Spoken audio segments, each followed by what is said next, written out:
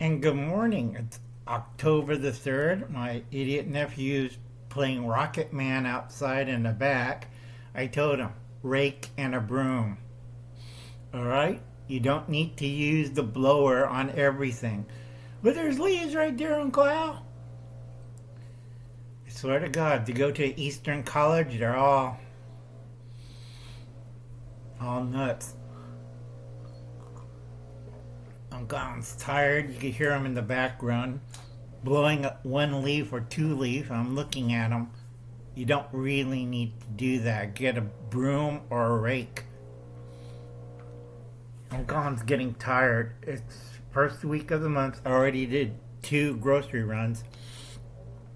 I am tired. Plus my hay fever's giving me hell. Still waiting for my teeth. I tried a fitting, but it cracked. Too small. And I'm looking at them. Did you size these right? You have the impression. I don't do. Thank you, dentistry.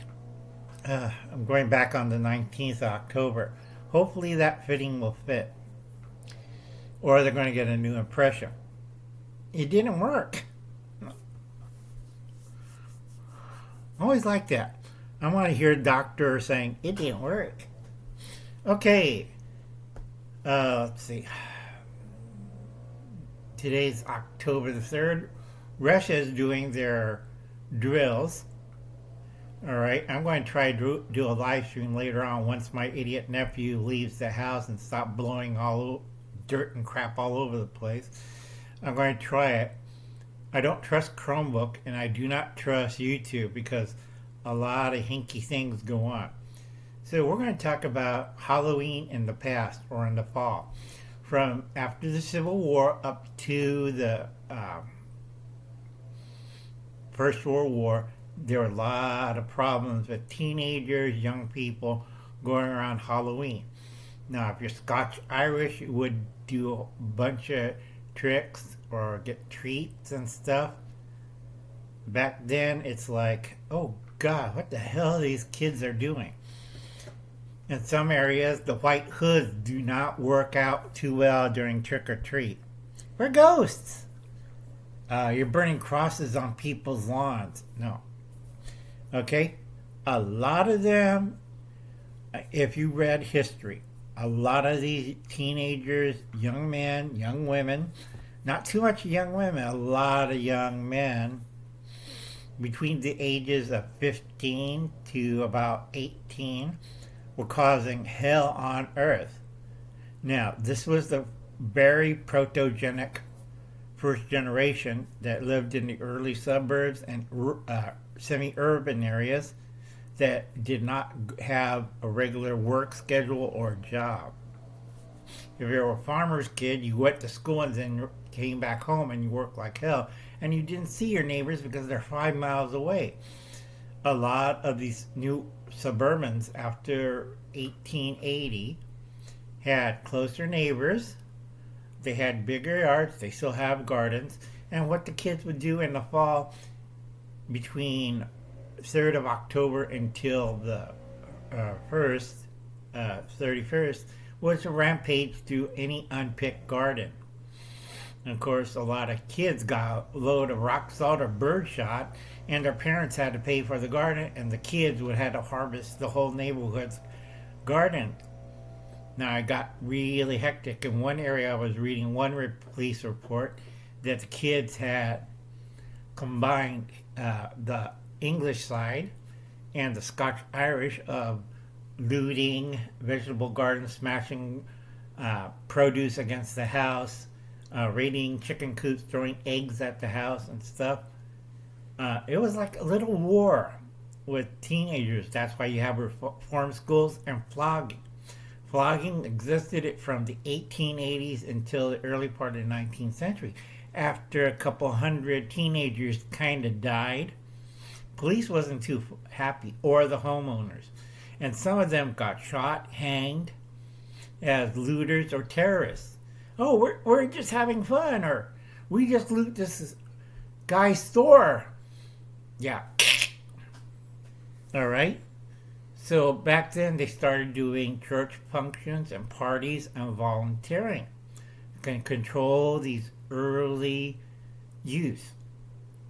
Now they still had sporadic violence from the 1880s until World War One, but it was just harmless tricks and treats, not whole-scale bonfires, nailing boards to the front door of the house, boarding windows, throwing things through the windows, setting on house on fire. Oh yeah, they had gang rapes. Okay, we raped your sheep, we raped your daughter, we raped your dog. That wasn't too oppressive, and a lot of them went to reform school or got them with the double barrel, both rock salt and birdshot.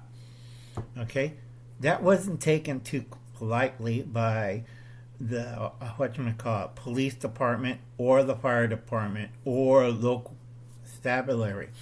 And usually they locked up kids during this time period. You went to school, you went to work, and you'd be supervised. Yet they still had gangs, and usually these gangs are hunted down. The local police department, the sheriff, would get not a gang posse, and hunt these people down. It's like I was reading one thing. They hung 15 teenagers from the local trees. Real fun. And not in the West. That was mostly in the Midwest and East Coast. Read your damn history. South loved flogging. They loved to flog these people because they didn't believe in killing the kids. Another thing was they had a early form of smash and grab. Was you go up to the door, you say trick or treat, and then you throw flour into their face, kick down the door, run in, or rape the wife, rape the dog, rape the daughter, rape the son, set the house on fire, tie everybody out, and leave them on the front lawn. That was ended really quick because a lot of kids got at the front door. They don't know. They don't know Halloween. Remember, this was a group between 13, 15, 18 years old.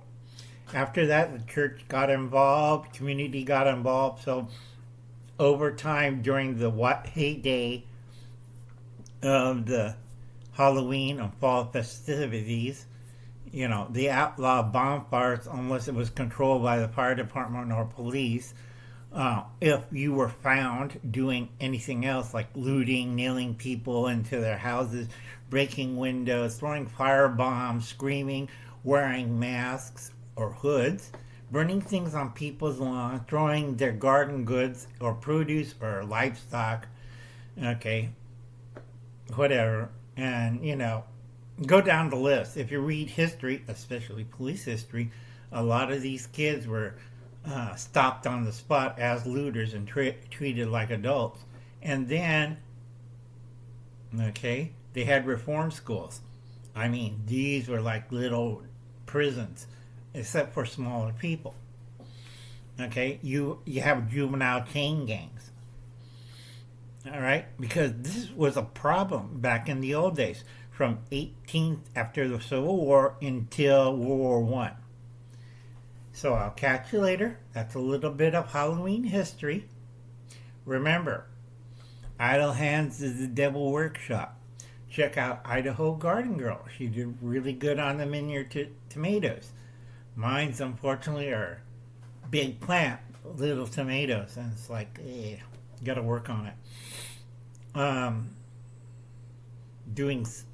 Propagating seeding. Check out Cap Patton's Family Compound or Gray Man Prepping. I forgot which one. Go check in a community post for that. Yeah, prepping is not a marathon. It's a slow race.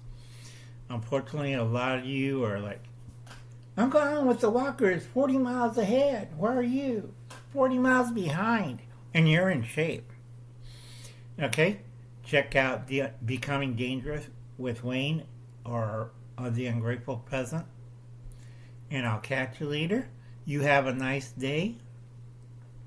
God bless. Good luck. Winter is coming. Be prepared. A lot of you not. And winter is going to be really hard this year.